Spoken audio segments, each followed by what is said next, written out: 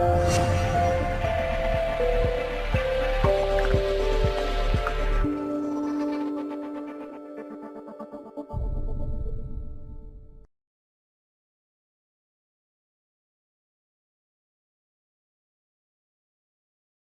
the bottom line is that will help create a foundation where you can lose weight.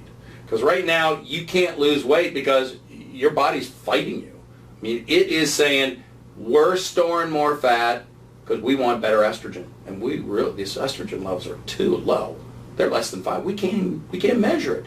We have to work even harder to make more. So we need more and more fat to do that. And you're like, no, I don't want to make any more fat. And we can actually reverse this process by correcting it. Interesting, they did a study out of Minnesota and showed that women, they gave them some dietary recommendations, but literally it was a hormone. They tried to maintain it was the hormones.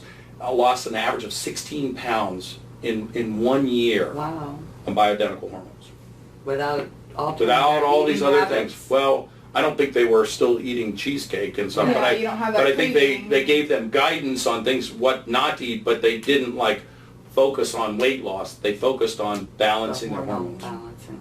Okay. But then it should make sense because you go, oh, after we've talked, you're like, well, that actually makes sense because I don't need that fat anymore because my estrogen levels are better, so my body doesn't have to make it, so it'll dissipate then. So it actually makes sense. Mm-hmm. And stay away from the carbs. Do your best. That's a really, I'm going to give you a little product called Stop It. You know, I like it. My wife doesn't like it. She goes, I don't like it because it makes my chocolate taste bad. And I'm like, but that's she's pretty athletic. It's not a problem for her. She can eat a piece of chocolate and walk away. Not me. Not you, but I have the whole can of brownies. Well, let me do this here. Let's say, oh gosh, what I got? You like crackles? Yeah. You Give like her an those? M&M. Give her the M&M one. Oh, the M&Ms. Okay, the mint What are you guys doing to me? Where? This is a... Okay, we'll give her some M&Ms. You like mint M&Ms? Do you want to turn this I on? like anything M&M. Okay. Here, why don't you sit here? My seat is kind of warm. So you can be on the... There you go. Sorry. Okay, so right there. Okay. So, here's what we're going to do. This is Stop It. What it does is, when you take it, I'll give you 2 of them, you'll crunch it up with your molars and wash it over your tongue. Okay. It'll block the taste. It's the sweet taste receptors. Okay. And so when you taste like, you know, a nice chocolate cake, it'll taste like mud. Or, you know, you eat like some of the wafer bars with the chocolate coating on them, they'll taste like cardboard. When you eat the M&Ms, often what you do is the coating on the M&Ms is mostly chemicals, but they sprinkle a lot of sugar on it, so that's why it tastes good. But if you block that taste, you taste the chemicals in the M&Ms. Sure, I know. So here's the thing: is what we're trying to do is to create this negative or this aversion to sweets, so that when you say, "I'm going to go ahead and eat," you know, sometimes I don't have any problem with you taking a bite. But the problem is that 12 bites is the problem. So what you do is you take a bite, go, yeah, I like that. And then take these, and when you go to eat it, again, you won't spit it out. You'll spit it out. Okay. And you'll spit these out.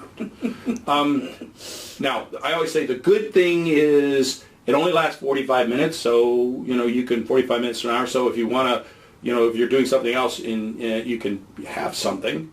But that's a bad thing too, is that, you know, waiting 45 minutes.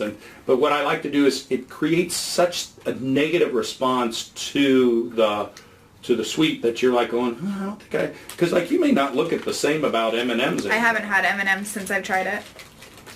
Did you have it with this one, Stu, the mints? I had it The with regular that, ones. and then I had it with a cracker bar, and I haven't had M&M's since I've tried it. Here, let me have you one of these. Just take one now. Just kind of chew it up and enjoy it and say, is that good? You like mint? Yeah, okay, good. That's good. I want to see that. That's like, the morphine and the opioid receptors are kicking in. Makes me all warm and fuzzy. Some people go, what kind of doctor gives you candy? You know, because they'll come in now. Of course, they'll take it. Pediatrician. You know, and people will take it. So I want you all, did you swallow it? You all done? Okay. It So, didn't take me long. well, so these are, think of these as like a lozenges, and what you're going to do is I want you to crunch them with your teeth. They taste kind of like green tea, but they're sweet too a little. Crunch them with your teeth and let them wash over your tongue. You know, they're like I said, they're kind of green tea tasting. They're not bad. I had to add, you know, I've actually created this product, and I had to add a lot of sweet stuff to it because the Gymnema, the one that blocks, tastes god-awful horrible. So crunch it up and really spend a lot of time wash. Don't swallow them. Just let them wash across the tongue there. You doing that? Mm-hmm. Okay. Keep going. Did you crunch them? I didn't hear you crunch them. I crunched them. Oh, okay. All right. Okay. Let me see your tongue. Okay, yeah, there's parts on there. Okay. We're just testing you.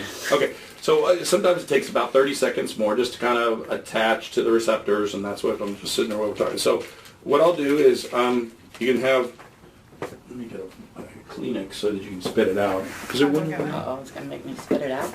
Yeah, because you're not going to want it. I think I brought a box downstairs, so there should be one in there. Now, does this work with all food or just the sweets? Nothing's going to taste good before you might. Well, a cheeseburger will be fine. Baked potato will be fine. But anything sweet won't. Oh, really? Yeah. Okay. You take that. Okay. So here we go. Here's another one of those. There we go. Put that and chew that out.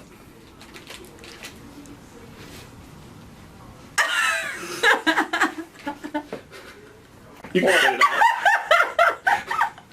That's great. I love the look. Same reaction I get. Would you like some more? No. You sure? I thought you would like this. Oh, it's like stuck in my tooth. You want a glass of water? We'll get a glass of water. I like that. That's good. That's wicked. I'm so sorry. Why? You were perfect. Yeah. That's the reaction. So that's what I mean. I tell people, they're like, oh, I had a lady in here. She goes, I love chocolate. And then after that, I couldn't give her any more chocolate. You know, she didn't want it. No. Like I said, you may not look the same at M&M. She'll go, oh, I think I'll move away from that M&M. Ooh. Not so good.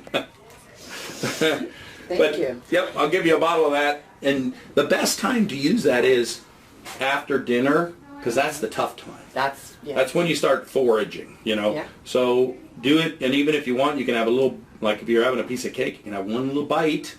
That's it. And then put the things in there, and then have another bite, but you'll taste it and you'll go, ooh, I don't want that. Wow.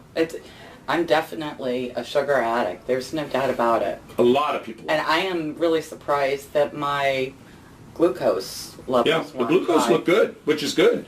But your triglycerides are really the manifestation of the sugar. That's the problem one.